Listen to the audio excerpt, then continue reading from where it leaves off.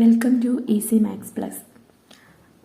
അപ്പോൾ ഇന്നത്തെ ചാപ്റ്റർ എന്ന് പറയുന്നത് CBSE-ലായിരുന്നാലും സ്റ്റേറ്റ് സിലബസിലായിരുന്നാലും ഏറ്റവും ഇമ്പോർട്ടൻ്റ് ആയിട്ട് വരുന്ന ഒരു ടോപ്പിക്കാണ് കോർഡിനേറ്റ് ജോമെട്രി എന്ന് പറയുന്നത്.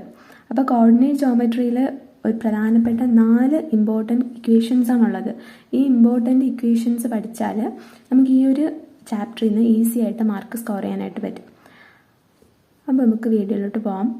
ആദ്യത്തെ ഇക്വേഷൻ വന്നിട്ട് the distance between P and Q, അതായത് P എന്ന് പറയുന്നത് ഒരു പോയിൻ്റാണ്, Q എന്ന് പറയുന്നത് വേറൊരു പോയിൻ്റാണ്.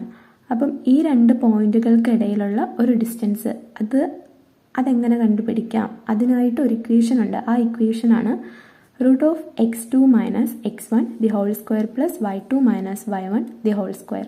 അതായത് 2 പോയിന്റുകളാണുള്ളത്. ഇത് നമ്മുടെ P എന്ന് പറയുന്ന പോയിന്റ്, അതാണ് x1 y1 എന്ന് പറയുന്ന പോയിന്റ്.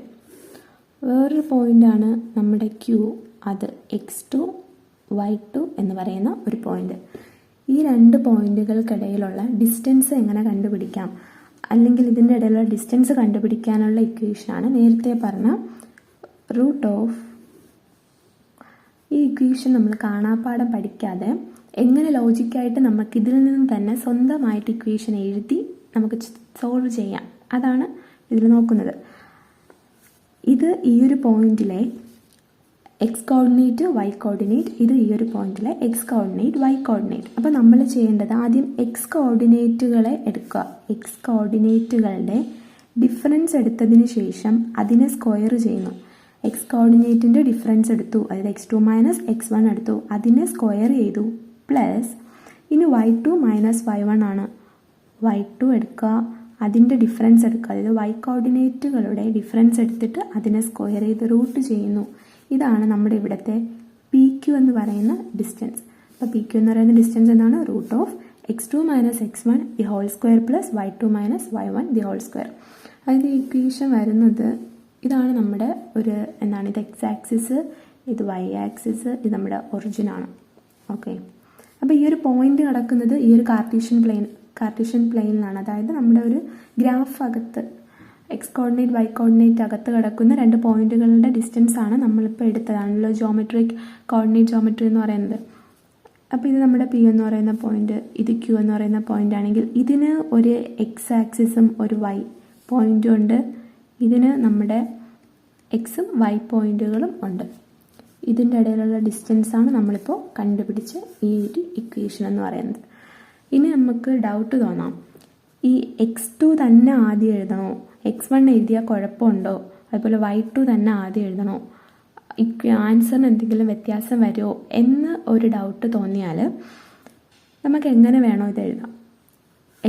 x2ന് പകരം x1ൻ്റെ വാല്യൂ എഴുതാം, y2ന് പകരം നമുക്ക് y1 - y2 എന്ന് എഴുതാം. പക്ഷേ ആൻസറിന് വ്യത്യാസം വരുന്നില്ല.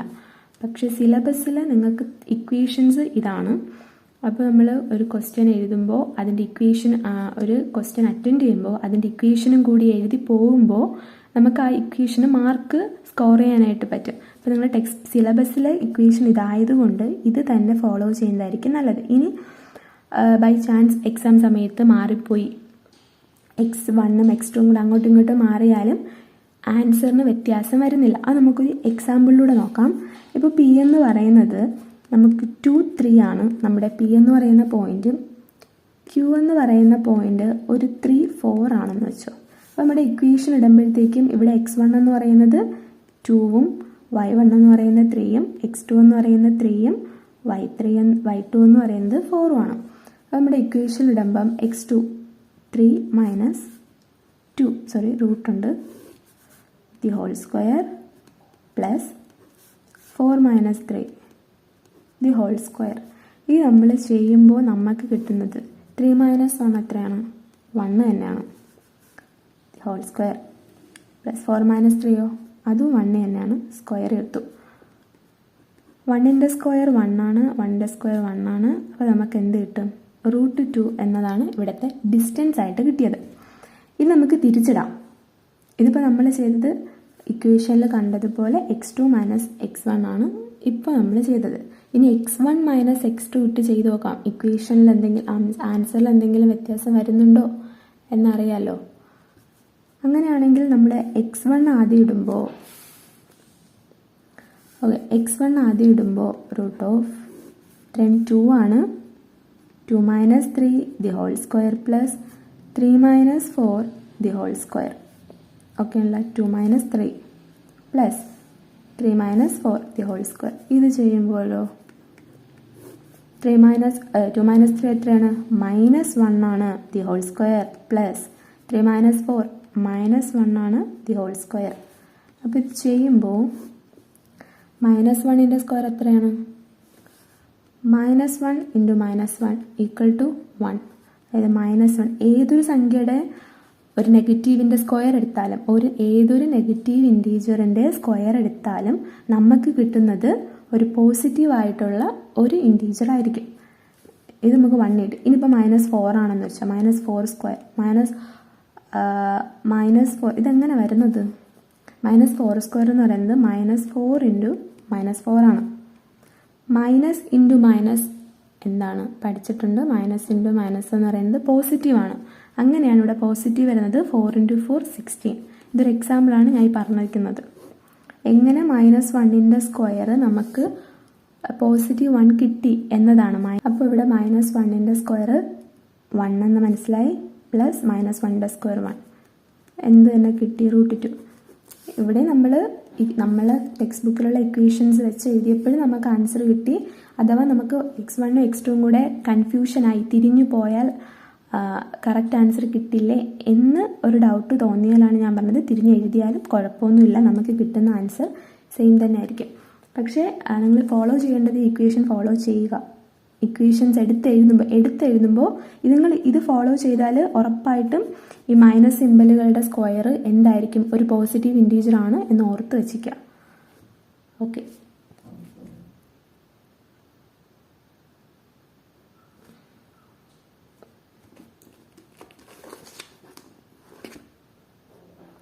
ഇനി അടുത്ത equation, the distance between pxy from origin is √x² + y². ഒരു ഇക്വേഷൻ എന്ന് പറയുന്നത് ഇതാണ് നമ്മുടെ എക്സ് ആക്സിസ്, വൈ ആക്സിസ്. അതിൽ പറഞ്ഞിരിക്കുന്നത് ഇത് നമ്മുടെ എക്സ് ആക്സിസ്, ഇത് വൈ ആക്സിസ് ആണ്.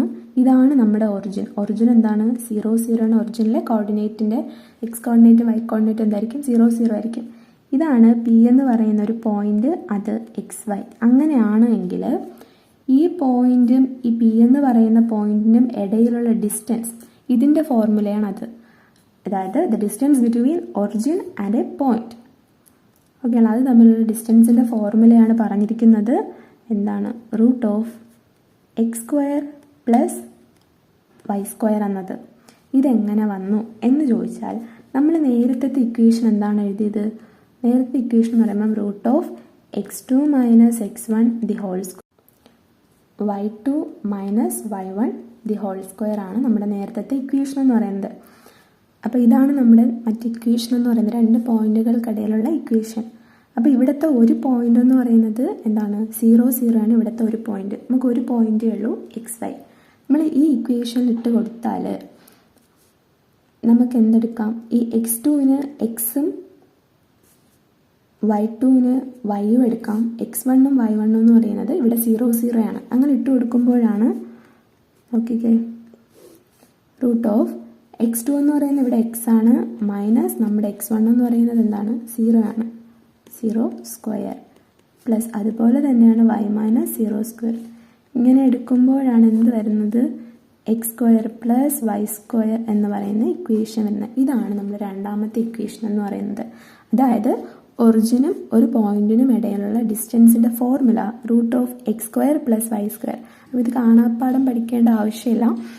നമ്മൾ നേരത്തെ പഠിച്ച ഇക്വേഷനിൽ നിന്ന് ഡിറൈവ് ചെയ്ത് വന്ന ഇക്വേഷനാണ് ഇപ്പോൾ ഈ പറഞ്ഞ ഇക്വേഷൻ എന്ന് പറയുന്നത്. അപ്പോൾ ആദ്യത്തെ ഇക്വേഷൻ 2 പോയിന്റുകൾക്കിടയിലുള്ള ഒരു ഡിസ്റ്റൻസ് എങ്ങനെ കാണാം? ഇപ്പോൾ പറഞ്ഞത് എന്താണ്? ഒറിജിനും വേറൊരു പോയിന്റും തമ്മിലുള്ള ഒരു ഡിസ്റ്റൻസ്, ആ 2 പോയിന്റുകൾക്കിടയിലുള്ള ഡിസ്റ്റൻസ് എങ്ങനെ കാണാം? മൂന്നാമത്തെ ഇക്വേഷൻ എന്ന് പറയുന്നത് the coordinates of point P of xy which divides the line segment joining the points A x1 y1 and B x2 y2 internally in the ratio m1:m2 are m1x2 plus m2x1 by m1 plus m2 comma m1y2 plus m2y1 by m1 plus m2. അതായത്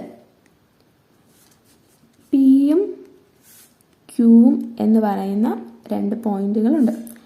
ഇവിടുത്തെ coordinate y1ഉം x1ഉം y1ഉം ആണ്.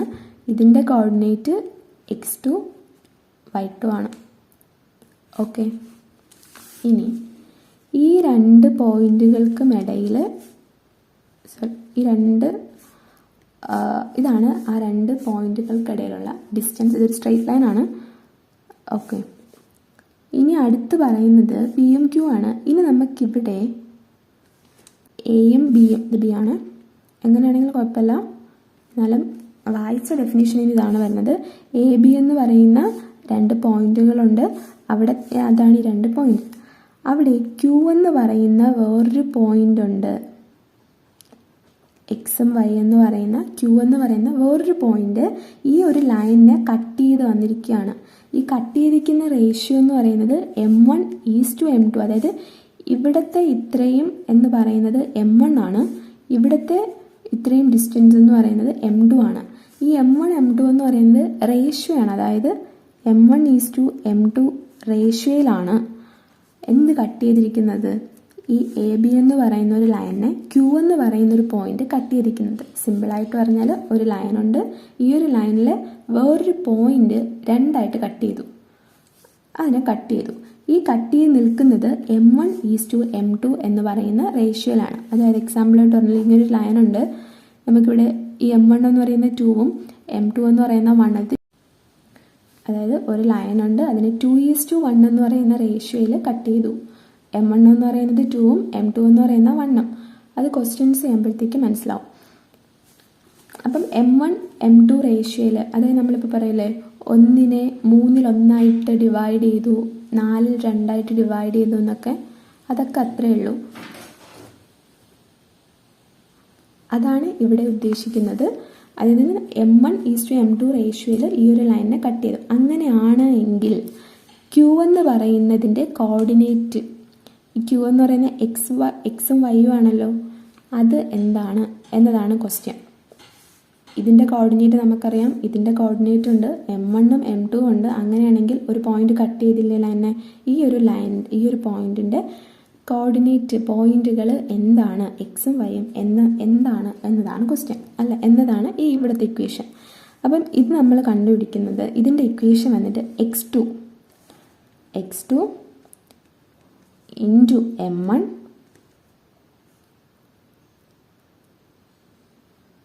Plus